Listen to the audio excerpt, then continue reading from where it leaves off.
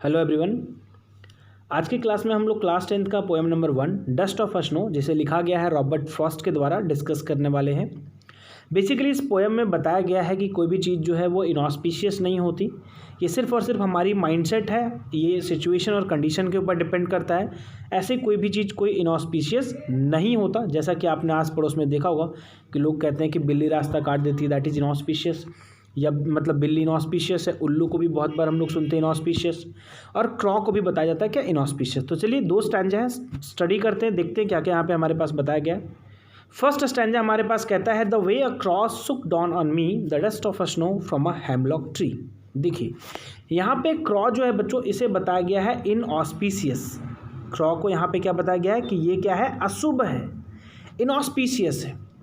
The way अ क्रॉ सुक down on me, और सुक का मतलब होता है हिलाना या गिराना, ठीक है। द वे अ क्रॉ सुक down on me the dust of a snow from a hemlock tree. Hemlock जो ट्री है यहाँ पे बच्चों एक पॉइजनस ट्री है विद वाइट फ्लावर्स, ठीक है। अ poisonous tree with small white flowers, that is called what, hemlock tree, ठीक है। और ये जो पूरा सीन है ये एक ऐसी जगह का है जहाँ पे बर्फबारी होती है, और हेमलॉक ट्री पे क्या हुआ है, मतलब उस एरिया में पूरा बर्फबारी हुआ है, जिसके कारण से उस पेड़ पे क्या हुआ है, बर्फ लदे हुए हैं, ठीक है।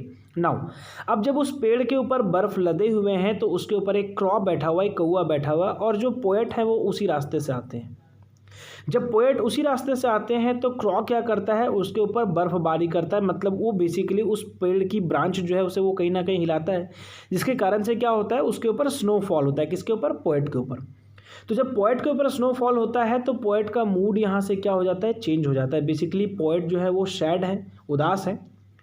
तो पोएम क्या कहता है, द वे अ क्रॉ सुक down on me the dust of a snow from a hemlock tree. First stanza में वो कहते हैं कि जो क्रॉ है वो क्या कर रहा है, मेरे ऊपर बर्फबारी कर रहा है, बर्फ गिरा रहा है, ठीक है। कौन, कहाँ से, हेमलॉक ट्री से। हेमलॉक मैंने आपको बता दिया, a poisonous tree with small white flowers. चलिए नाउ फिर क्या कहते हैं, इसके कारण से क्या हुआ, has given my heart a change of mood and saved some part of a day I had rued. Now अब ये कहते हैं कि इसी के कारण से क्या हुआ, जब मतलब स्नोफॉल हुआ मेरे ऊपर, तो इससे मेरा जो मूड है वो चेंज हो गया। मतलब यहाँ पे कहीं ना कहीं वो खुश हो गए, इस चीज़ से वो खुश हो गए। उनका जो मूड ऑफ था, वो जो उदास थे वो उदासी चली गई, और यहाँ से जो है वो क्या हो गया, उन्हें प्लेजर मिला, खुशी मिली।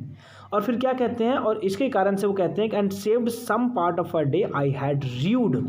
नाउ अब वो क्या कह रहे हैं यहाँ पे कि मेरा जो बाकी का समय है, जो जिसे मैं रिग्रेशन में, पछतावे में या उदासी में बिताने वाला था, वो समय मेरा बच गया, अब मैं उसे अच्छे से व्यतीत करूँगा, है ना। मतलब इनका मूड ऑफ था और होल डे इनका मूड ऑफ रहता अगर क्रॉ ऐसा इनके साथ नहीं करता। क्रॉ ने क्या किया, क्रॉ ने इनके ऊपर बर्फबारी की, जिसके कारण से इनका मूड चेंज हो गया और अब इन्हें अच्छा महसूस हो रहा है, ठीक है। नाउ तो ये है पूरा पोएम। बेसिकली इस पोएम में बताया गया बच्चों की कोई भी चीज़ इनऑस्पिशियस नहीं होती, जैसा कि मैंने आपको शुरुआत में बोला था, कोई भी चीज़ अशुभ नहीं होता। तो अब हम आते हैं जरा इसके कुछ लिटरेरी टर्म्स को स्टडी करते हैं और साथ साथ में राइमिंग स्कीम को। तो राइमिंग स्कीम क्या है इसका, crow, me, snow, tree, A B, ये हो गई इसकी rhyming scheme, A B. Second stanza का देखते हैं हम, heart, mood, part, rued, C D. तो ये इसकी राइमिंग स्कीम हो गई, सी डी। नाउ ये तो हो गया इसका राइमिंग स्कीम। और कुछ इंपॉर्टेंट टर्म्स हैं, चलिए। लिटरेरी डिवाइस के अंदर सबसे पहली बात तो यही है कि कहीं पे भी आप देख रहे हैं पंक्चुएशन मार्क का यूज़ नहीं हुआ है। तो a sentence without punctuation mark that is called what, enjambment. तो ये हमारा क्या हो गया, इंजैबमेंट हो गया।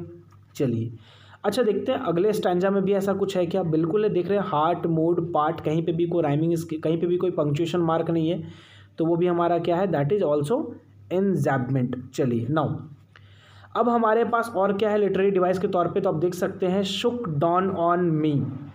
तो ओ साउंड रिपीट हो रहा है, तो ये हमारा क्या है, assonance. Repetition of vowel sound in a sentence that is called what, assonance. तो यहाँ पे कौन से लिटरेरी डिवाइस का यूज किया गया है, एसोनेंस का यूज किया गया है।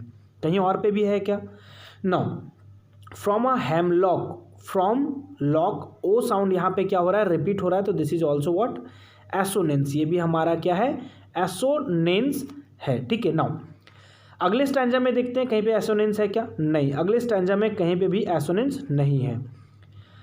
अब हमारे पास एसोनेंस के बाद नेक्स्ट स्टैंजा हमारे पास बच्चों, दैट इज कॉन्सोनेंस। क्या कॉन्सोनेंस आप देख सकते हैं फर्स्ट स्टैंजा में आपको कहीं मिल रहा है, repetition of consonant sound in a sentence और in a line, that is what, consonance. ठीक है, तो फर्स्ट स्टैंजा में कहीं पे भी कॉन्सोनेंट साउंड नहीं रिपीट हो रहा है, मतलब कॉन्सोनेंस नहीं है। सेकंड स्टैंजा में देखते हैं, हाँ बिल्कुल है यहाँ पे, has heart, has given my heart, तो एच साउंड यहाँ पे क्या हो रहा है, रिपीट हो रहा है, तो ये है अपना क्या, कॉन्सोनेंस, है ना। चलिए, और एक और चीज़ आप देख सकते हैं, सेव्ड सम, यहाँ पे भी क्या हो रहा है, सा साउंड रिपीट हो रहा है, लेकिन आप देख सकते हैं कि यहाँ पे जो सा साउंड रिपीट हो रहा है ये वर्ड के शुरुआत में है, ये भी वर्ड के शुरुआत में है, और ये कंटिन्यूअस है।